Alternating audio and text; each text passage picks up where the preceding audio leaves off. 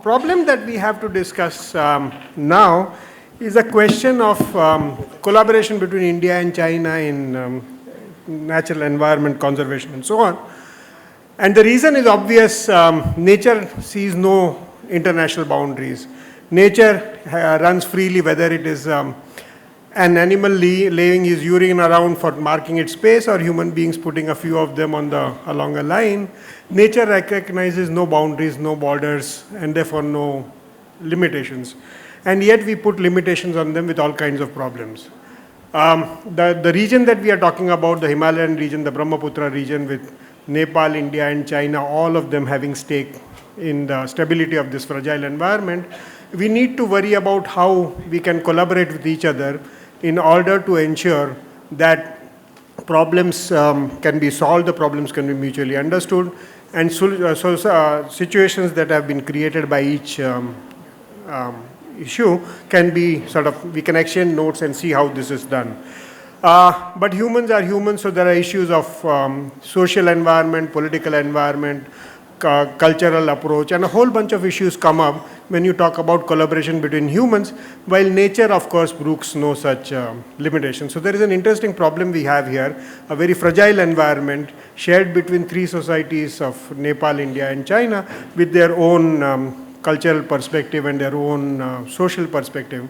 And we have to worry about how to address those issues.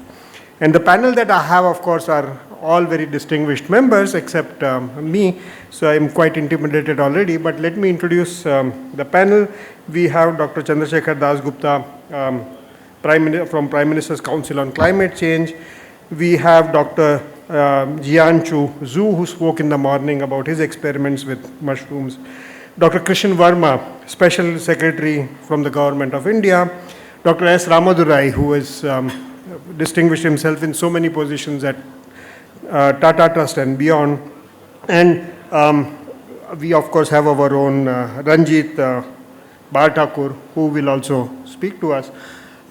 So I will first invite the Ambassador, Dr. Dasgupta, to get the points across about the global issues of this environment. I will then request Dr. Su to speak about what we will, how India and China can collaborate. We will then invite Ranjit to lay the foundations of what are the issues involved. Dr. Ramadurai, I'm sure, will then talk to us about various issues that are of important consequence. And then we will have a nice summarizing presentation by Dr. Verma on the subtle political issues that will be involved in this story. So can I please invite sir? Wherever, whichever way you like. Thank you. Okay. So I'll talk about cooperation between India and China in the global climate change negotiations. This is an area where we've had very close cooperation ever since the negotiations began, which was in 1992. I had the good fortune to be involved in these negotiations, and I know how closely, at every step, we proceeded hand in hand with our Chinese colleagues. Now, why was this? The reason is our situations were very similar, our interests were very similar, and therefore the contributions that we could make to the international effort to cope with climate change was also similar. What were the similarities? The similarities were that I'm now talking about 1992, quite some time ago. Both India and China were developing countries with relatively low per capita GDP, relatively low per capita energy consumption, and therefore relatively low per capita emissions. This gave us a common interest, a common outlook, and an ability to contribute to the international effort in similar ways. Now, looking into the future, I believe we will continue to cooperate very closely with China, but the nature of the contributions which the two countries will make to the global effort will diverge for a considerable time to come. Before making these remarks, I would like to make it very clear that I'm expressing my personal views, and the views that I'm expressing have nothing to do with any institutions with which I might be associated. Now, the reason why I believe the type of contributions that we will make to coping with climate change will differ in future, in fact, they've already started differing, is because while both India and China have made rapid progress over the economic progress over the last 2 decades, in the case of China, the growth rates have been quite phenomenal. China, by next year, will become a high-income country by World Bank standards. India is still at the lower end of middle-income countries and will remain so for some years. Now, what is the consequence of this in terms of greenhouse gas emissions? China's per capita energy consumption has naturally increased since its GDP is increasing so rapidly. Industrialization has progressed. Its per capita incomes have correspondingly, emissions have increased. Its per capita GDP has increased. Now, China's per capita GDP emissions today approximate those of European countries. And China is already in a position where it can target a date for capping its emissions and reducing it. Currently, the target is 2030. I personally believe that this is a very conservative estimate, and China will reach the peaking target at a much earlier date. Now, China's contribution, therefore, is in terms of peaking, and in the next few years, we'll be talking about a decline in China's emissions. In the case of India, this is a long time ahead. For a long time, I mean, it's totally unrealistic to think of our emissions, as peaking. Secondly, because China's GDP is now quite high, not only its per capita incomes, even more so given its total population, the total resources that it has at its disposal, China has begun to contribute financial resources to the international climate change effort. And this is quite fitting for a country which is now a high-income country. In our case, that is not going to be the situation for some time to come. And thirdly, because of the very rapid development of technology in many sectors in China, particularly in renewable energy areas, such as solar, for example, or now also in wind technology, I think we are going to see China contributing to the global technological effort on a large scale. Here you will see some contribution from India. Certainly we've taken the lead in setting up the International Solar Agency, but China will in future be a major contributor in the technology field. So I believe our contributions will differ. But I also believe that our cooperation will continue to be very close. And why do I say this? The reason is that both countries are making a very sincere effort to cope with the impacts of climate change in the areas of both mitigation and of adaptation. Now, these are not empty words. If you see the type of effort which these countries, our two countries, are making, in comparison to, let us say, the United States, that's quite notorious. It even figures in the literature which the Balipara Foundation has put out on this occasion.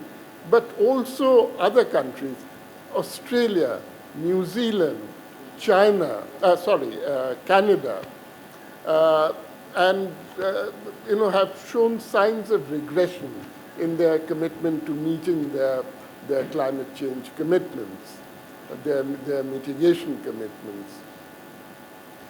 Russia is undecided whether climate change is a good thing or a bad thing, because frankly, global warming will make huge areas of Siberia cultivable. And therefore, many Russian scientists believe that climate change is not altogether a bad thing.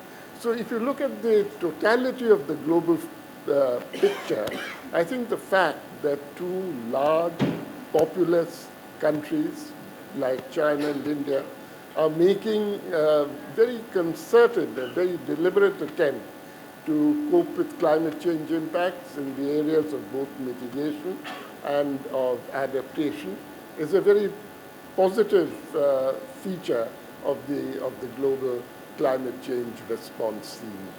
So this is basically the point that I had to make. Thank you.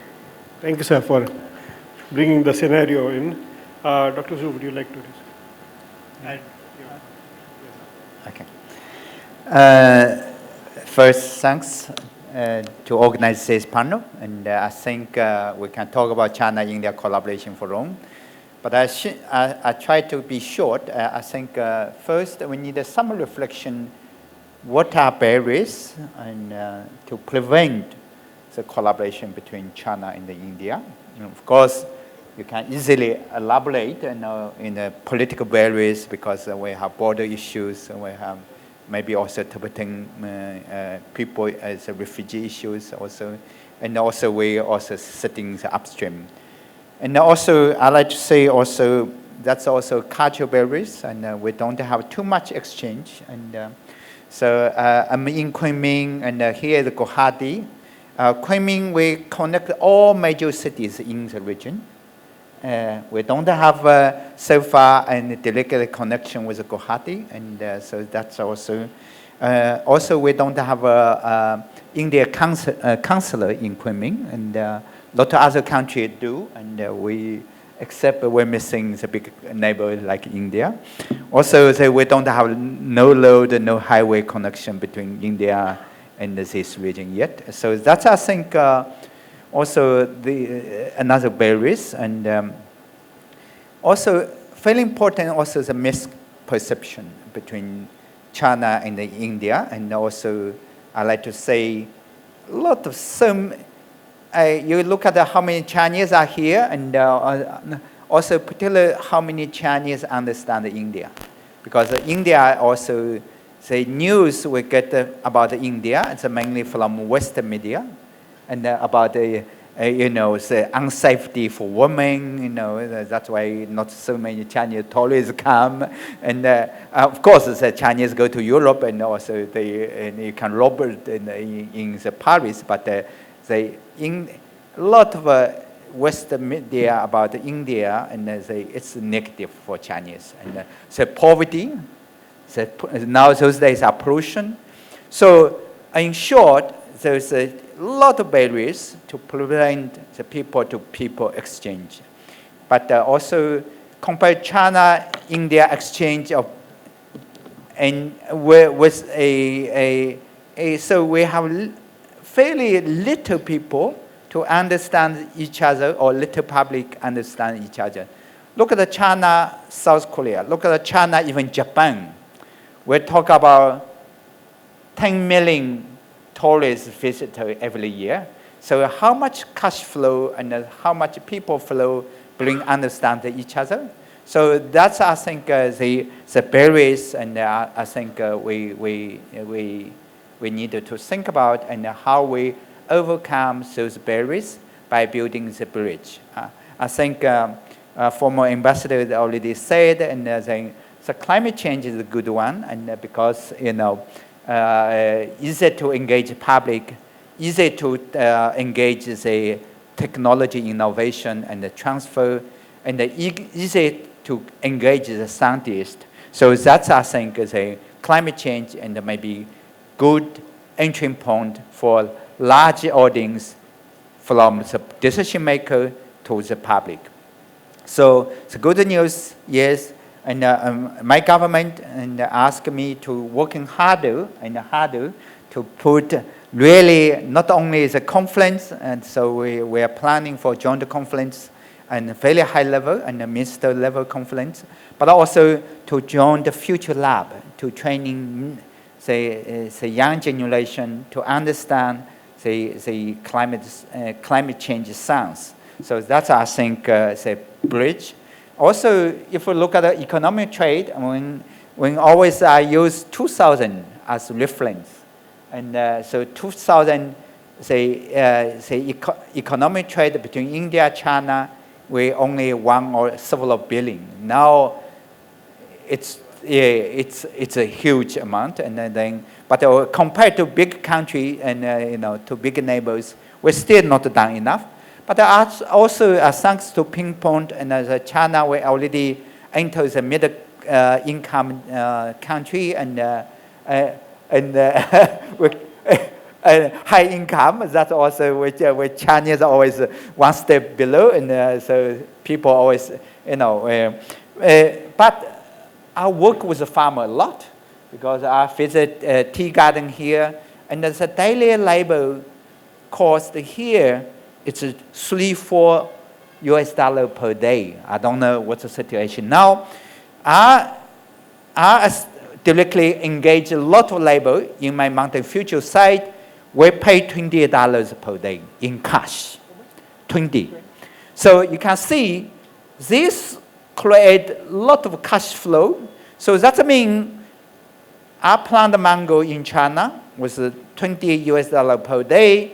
If an India farmer can manage $3 or maximum $5 per day, and then we can have massive export of mango and to China, because the mango is original from India. I just saw the news from Pakistan, and our Pakistan neighbor negotiated Xi Jinping harder today in Shanghai. So that means China was going to open the mango for for Pakistani.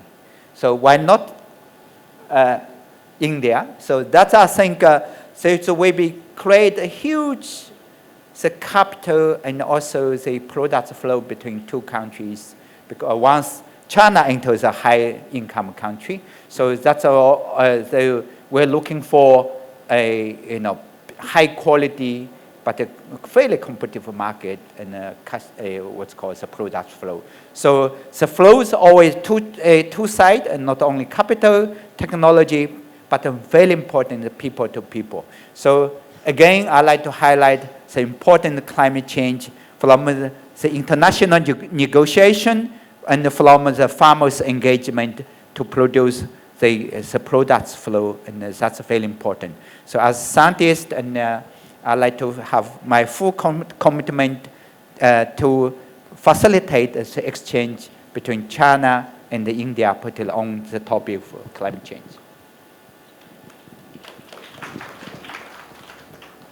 Hello. Yeah, thank you, Ambassador. Thank you, Mayank. Thank you, Professor, and other panelists, Ram and Kishan. Hi, everybody. Let me change tracks a little bit. Let me tell you a little story. I was recently in Hangzhou 3-4 months ago, and I think it's such a beautiful city. It's clean, it's effective, it's communicable, it's modern. It has all technology right from the road right to the hotel, and it's free, and people meet each other. And I had a very interesting colleague which Mr. Ramdurai organized for me, and he was one of the first people that set up a business exchange in China. And so Tata Consulting Services went in with services, not manufacturing. So the model was very different in terms of relationship. And I'll come to the framework of what I think should be going forward. Because unless we think different and we only think in buckets of economics, I think there is no moving ahead. Because then we are always competing for a number, or we're competing for an exchange of goods and services only. So I will come to the other framework later. So I think what really happened is when I was talking to the guy, he said, I really love China. He was an Indian fellow. So we got talking, and then he said, I'm married here. So wonderful. And then he went on to say that I have Chindian children. So his children are called Chindian because of Chinese Indian. So I said, oh, that's nice. So, and then he said, you know, my wife loves India. I'm from Punjab. And my wife comes to India and she loved the Golden Temple and she loved all our religious ceremonies and she loved everything around, everything in India, the color, the jewelry, everything. She said it's so wonderful. Then he went back and talked on the economic subject and said, did you know something, Ranjit, from the 70s when the Chinese had the Cultural Revolution and they said there should be only one child.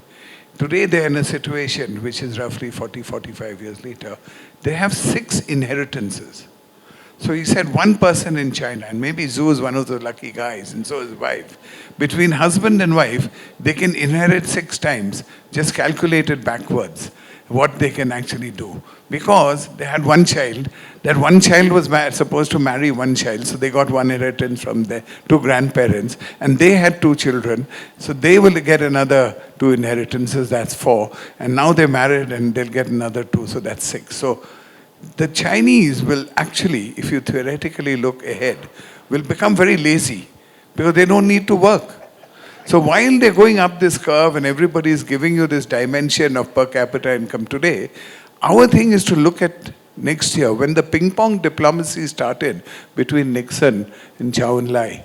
I think what people didn't realize was they were looking ahead and they looked at 2050 when China will dominate the economic world.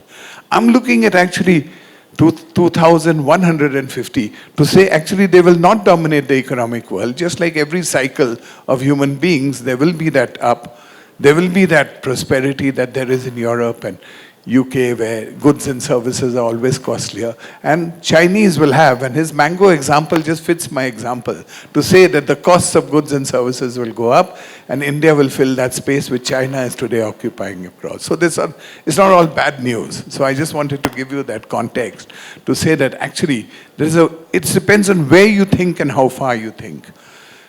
The opportunity, however, is different. If you look at it, we're sitting here in Assam.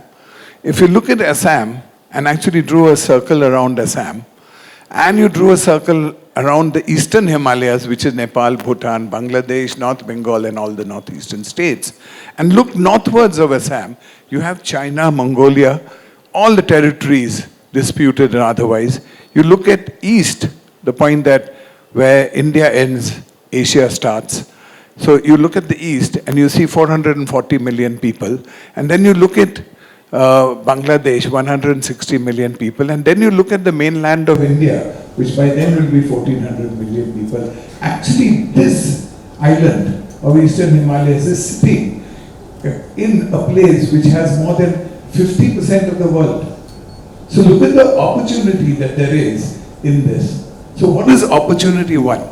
Opportunity 1 is the fact that you are an island like Switzerland. I'm just giving you examples so that we can, at least so that I can explain to you where my thoughts are coming from.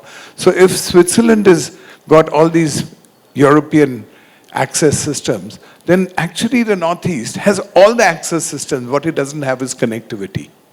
So one of the points matching.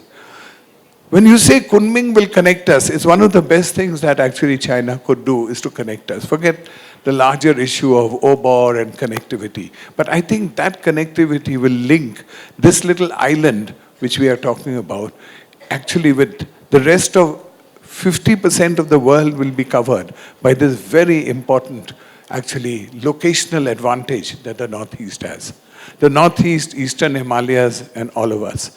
So I do believe that there is a big opportunity of what we call ecological tourism. So the borders that we look at are already, we are always talking about borders which are political borders, where there's a dispute or not a dispute, and McMahon line, and you forget that. There is a snow line. That snow line is common. So one of the things that we can jointly do is to work on that slow line for common good, which is the Mountain Futures program that China has. For us to adopt that Mountain Futures this side, equally and with equal force of what China is doing, there is no harm. Because it gives employment, it gives saving, and it gives a full structural dimension to what really we want to do if we want to actually progress. 1.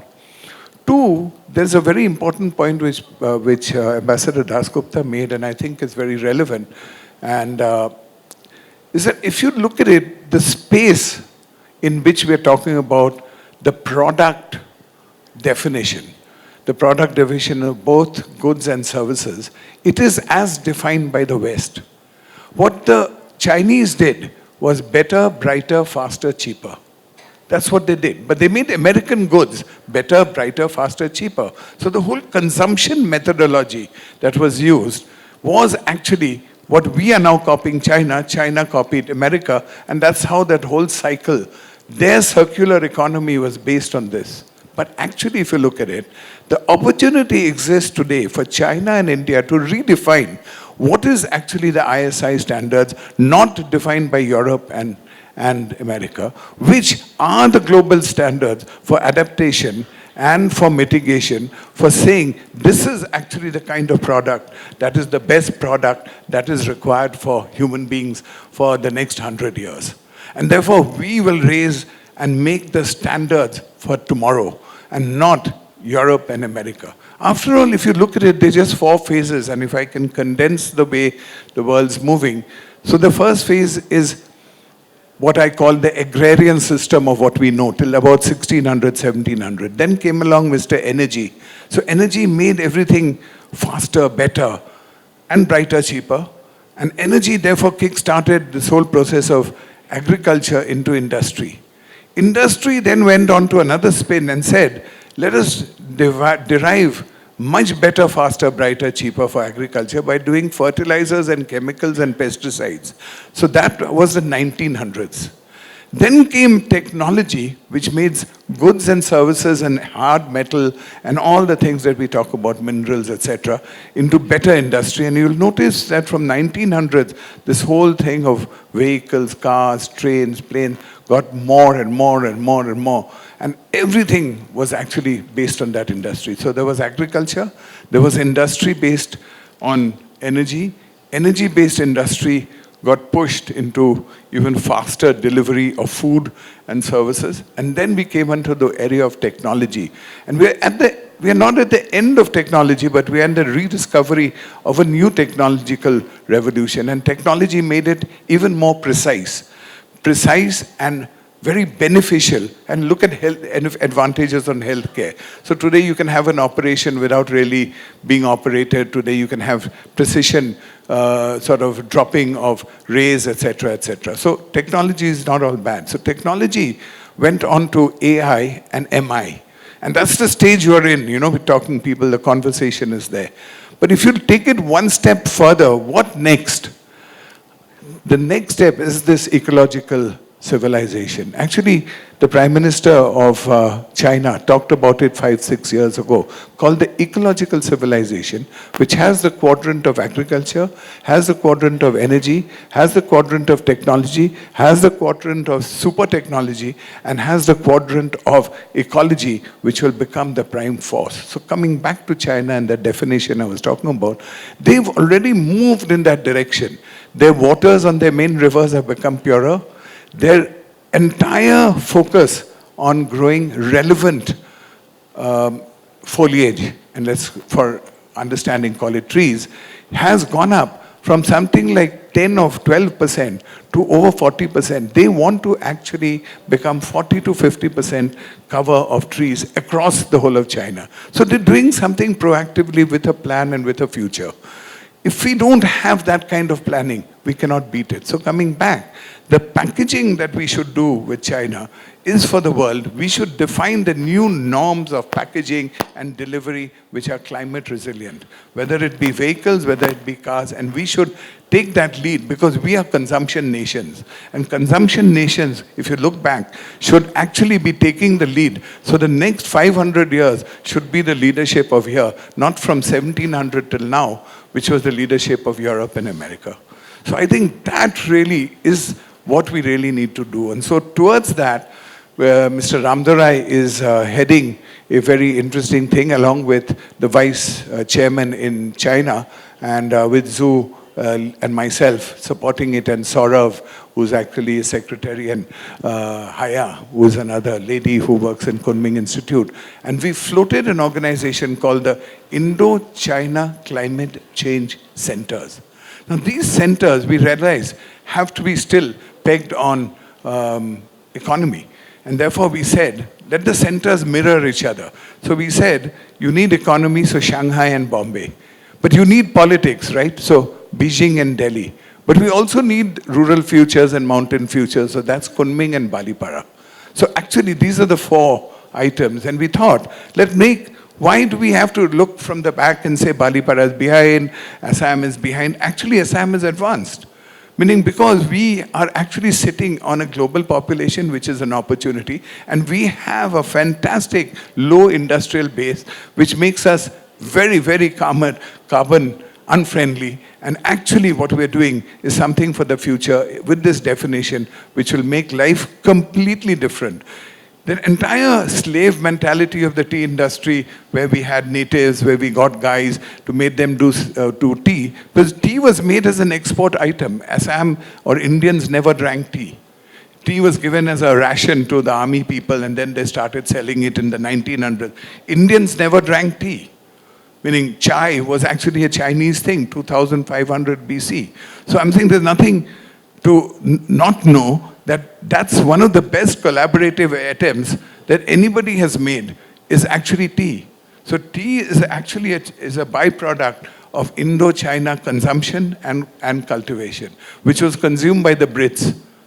And then we Indians started consuming it, and when we Indians, you would know much more, having been the head of the tea board and so many other things. But the reality is, if you look at it, there are commonalities of products and services of the modern era, which we can redefine and remarket and resell.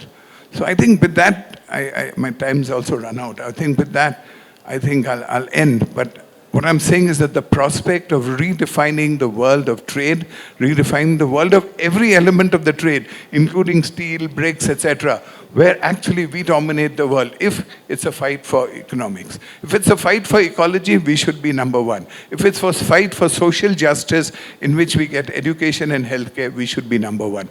That's the unity paradigm and framework that we should look at. So I think this is just, throwing some ideas up in the air, sir, for you to handle.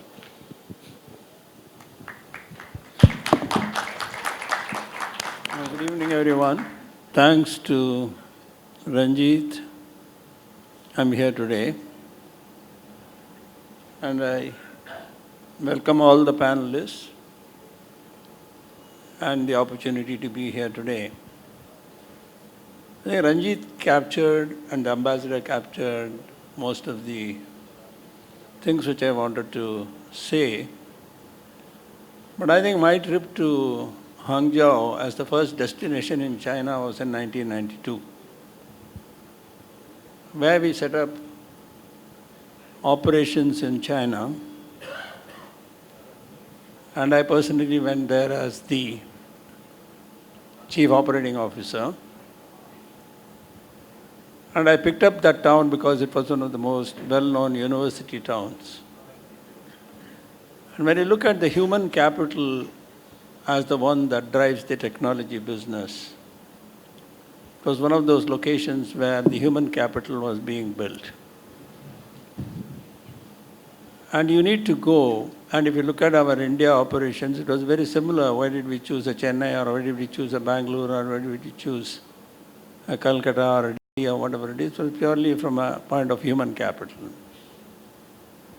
When the human capital is becoming scarce, technology has built a bridge. It enhances our learning and the productivity or the enhancement that take place. And the speed at which the technology revolution is happening is just phenomenal for any of us to observe or absorb.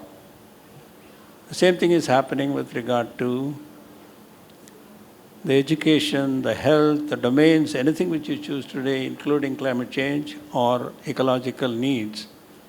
Technology is going to play a very critical part, and collaboration and conservation has got to be inbuilt into anything which we do. whether it's agriculture, whether it's water, whether it's forestry, whether it is ecosystems, whether it is economics, I think we need to have a backbone of technology, and collaboration has to be the only way that can be built, and that we are seeing all over the world. Now, when you look at the three biodiversity regions, whether it is the Arctics, the polar ice caps, whether it's the Amazon rainforest, or the Himalayan range, I think if we don't preserve that, if we don't conserve that, if we don't do research and apply it, neither the economic benefits or the human capital benefits will be fruitful, and the next generation will only be cursing us because we'll be destroying more than we create, consume. And that's the world which is accelerating in terms of consumption beyond limits, regeneration which is not replenishing the resources which we consume, and we need to collaborate to make it happen. And initiatives like this are very necessary. The whole day we have been hearing about a number of initiatives which may be small in size. Yesterday I was in Bangalore, I have been touring across the country, learning some of these initiatives from both the economical and ecological perspective. But the key opportunity for us is, even within our own country, to collaborate and scale it up, not reinvent the wheel, which happens more often than not, because everybody says that I want to be known as I invented it. The collaboration of a high order is what we need to look at, initiatives like whether within the country or between countries, because we share a common border. I think people-to-people exchange, which Professor Zhu talked about, is absolutely necessary, and that fuels a different kind of policy making with the policy makers. But demonstrating pilots on the ground is what is going to convince the policy makers in a way.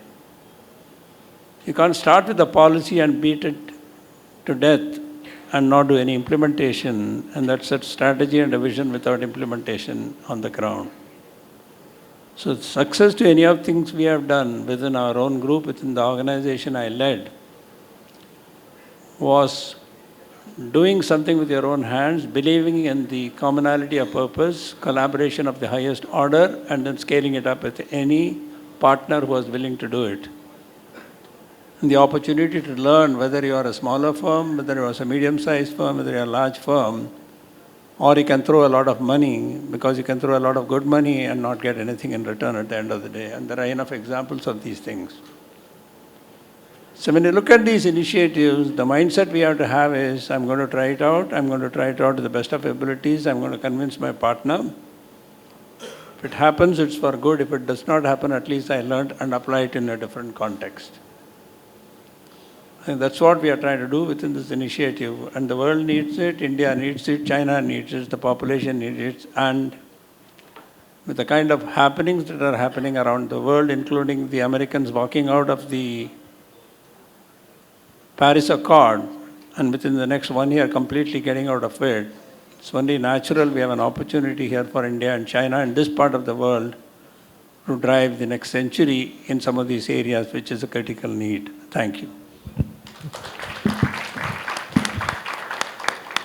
Good evening, ladies and gentlemen. Let me start by thanking Malipara Foundation, and especially Ranjit, for inviting me and having me here. It's really a privilege and an honor to be among such a distinguished panelist. I'm going to sort of confine myself to a few action items, I thought, because a lot has been said already in terms of policy backgrounds. I think Ambassador Dasgupta sort of laid the foundation about where it's coming from, where does climate change come from, what is synergies in this. And it was taken up, I think, again by Professor Shu, who actually talked about India-China relations, and I think the top and of course Mr. Ramadroy again elaborated on various areas that we could collaborate and cooperate, as well as taking advantage of the imminent withdrawal of the US from climate change agreements. So there is an opportunity here, and I thought let me try and articulate, let me try and see what we could actually hinge some of these action items on in terms of cooperation. I think the first and foremost thing that we need to understand is India and China do have a relationship which is extremely complex. There are difficulties. There is a sense of confidence in each other. There is a sense of trust deficit in some way. There is hesitation in going across and dealing with certain tough subjects. Both, I think this runs across the spectrum of whether it's political, whether it's economic, whether it's geopolitics, whatever it is. There are faults, there are irritants, there could be serious impediments and hurdles to these relationships. There are certain things which I think can transcend some of these problems, and I think this is one area where we could actually cooperate. And I'm now going back, it was alluded to earlier, about eco-civilization, which President Xi Jinping talked about in 2016, I think, and we are talking about it now. That's an area where I think there is a tremendous scope for cooperation between the two countries. Now, a lot has been said, and I think we are talking about, there was a mention about mountain future, there were mention about sustainable tourism, there was lots of concepts which were aired through the day.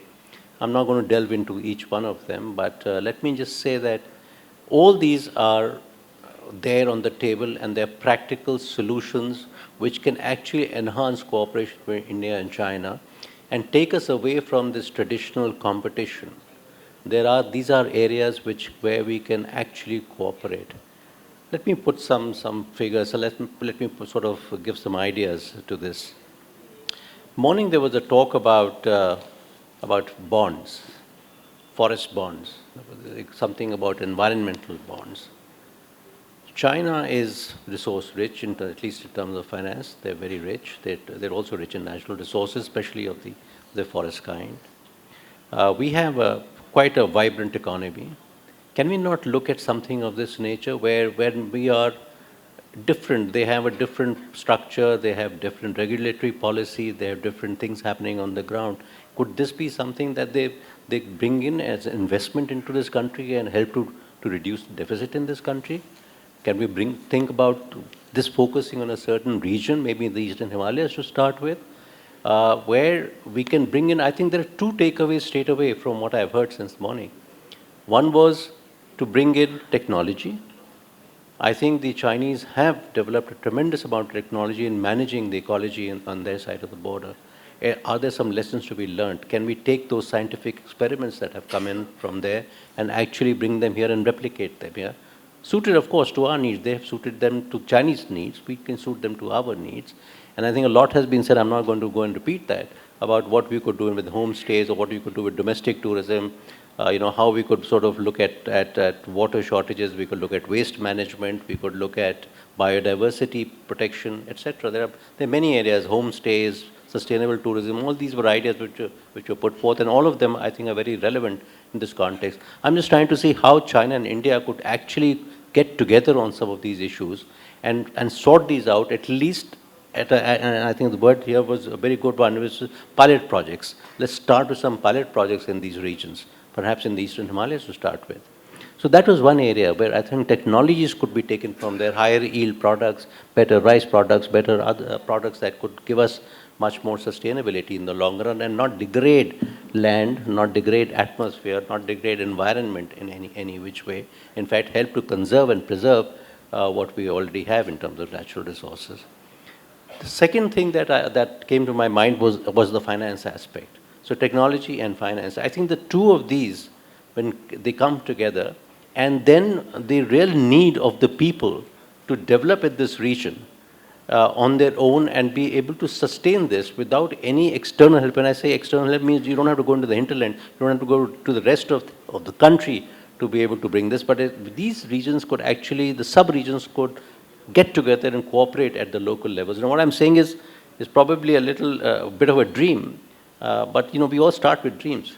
There are impediments. I can understand that the governments on both sides will probably look at it with a bit of suspicion as to where does this take us? Does this mean that we are lowering our guards on the border? Could there be tribes which are going to go into each other and there could be a subversion of some sort? Do we give access to one or the other? Are we falling into a trap of a BRI initiative or something else, which somebody else will take away from us?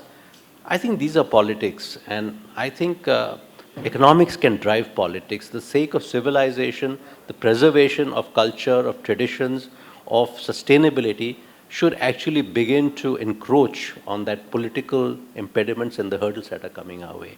And I think this is probably a good start. And we could probably start at a lower level. I think a lot has already been done. But let's take this on to a different level and actually bring down to practice and give the leaders a chance to be able to identify some more areas where there is a convergence of views. I think at the top level, we've seen in the 2 summits that have gone by, Wuhan and Malappuram, that there is an understanding. They're willing to talk about core concerns. There's a willingness to look at areas of cooperation. How do we do it? We understand each other. We understand our peoples. And there's an Asian century looming ahead. Can we not sit together on the same table and sort out issues which are ecological to start with and civilizational, both together? I think at the functional level also, apart from the leaders having a convergence of mind, at the functional level also, there is an understanding, but we sometimes happen to go, and I've been in government long enough to understand that we go by certain briefs, we go by certain history, but it's time to think out of the box. I think, we need to move out. The world is changing very rapidly, and we need to keep pace with those rapid changes. But a point that was made by Professor Shu, and I think that's the most important thing, is people-to-people exchanges. This people-to-people exchange, can we somehow get the people in power to understand that you can allow a limited exchange of views, of technologies, of understandings, of practices, good practices, best practices, whatever you like to call it, in the area of sustainable development, and see how this can pan out and we can upscale this into a much bigger area of cooperation. These were some of the thoughts that I thought I would exchange with you. I don't have very much, and I think I'm running out of time. So I think I'll stop here, and if there are any questions, I'm sure we could be able to answer them.